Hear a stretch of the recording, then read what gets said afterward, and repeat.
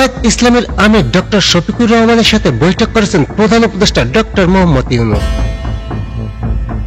বৃহস্পতিবার বিকাল ৫টায় প্রধান উপদেষ্টার সরকারি বাসভবন যমুনায় এ বৈঠক অনুষ্ঠিত হয়।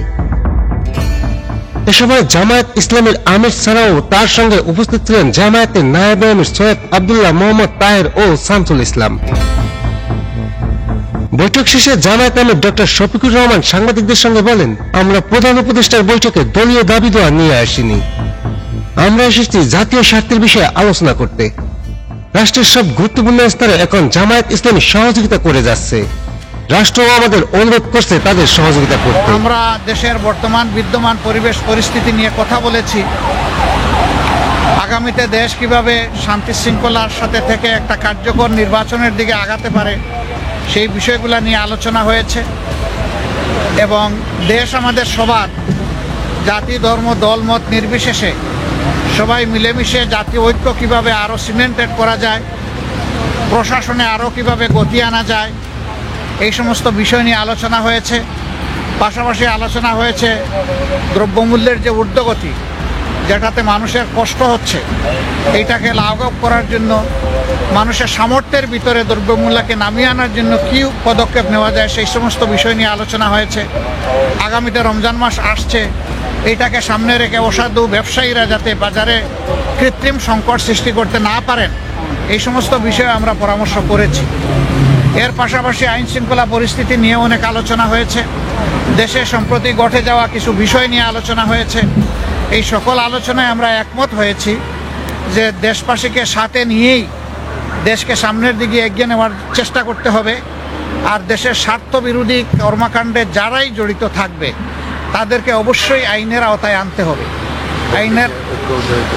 আইনের আওতায় এনে দেশকে শান্তি শৃঙ্খলা ফিরিয়ে দিতে হবে এবং এর জন্য প্রয়োজন হচ্ছে সর্বোচ্চ জাতীয় ঐক্য। দল মত ধর্ম ভিন্নতা থাকবে, এটা খুব স্বাভাবিক, কিন্তু জাতীয় স্বার্থের জায়গাগুলোতে আমরা যেন সবাই একমত থাকতে পারি, ঐক্যবদ্ধ থাকতে পারি। আপনাদের মাধ্যমে আমরা সেই আহ্বান জানাই এবং আমরা সেখানে ওইটা তুলে ধরেছি। তো এই ছিল মোটামুটি আজকের আলোচনার বিষয়বস্তু। আমরা এখন বিদায় নিতে চাই। আপনাদের একান্ত জরুরি কোনো প্রশ্ন থাকলে করবেন, আদারওয়াইজ আমাদেরকে ছুটি দিলে খুশি হব। নির্বাচনের ব্যাপারে কি আলোচনা হয়েছে?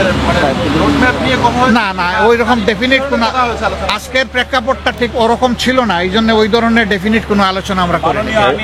অ্যাডভোকেট সাইফুলের হত্যার ইয়াটা জি, আমরা শুধু ইসকন না, আমরা বলেছি জাতীয় স্বার্থের বিরুদ্ধে যারাই যাবে তাদের ব্যাপারে পদক্ষেপ নিতে হবে। মাননীয় আমির গতকাল বিএনপির একটি প্রতিনিধি দল প্রধান উপদেষ্টার সাথে দেখা করে দেশের সাম্প্রতিক পরিস্থিতি নিয়ে উদ্বেগ প্রকাশ করেছেন।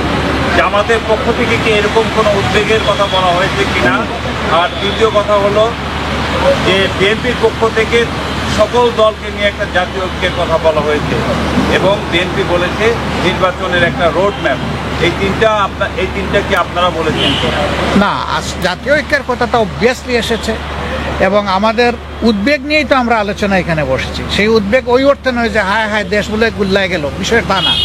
বিষয় হচ্ছে আমাদের দেশের শান্তি শৃঙ্খলা কারা ধ্বংস করতে চায় তাদেরকে চিহ্নিত করতে হবে এবং ঐক্যবদ্ধভাবে এটার মোকাবেলা করতে হবে জাতি হিসাবে আমাদের।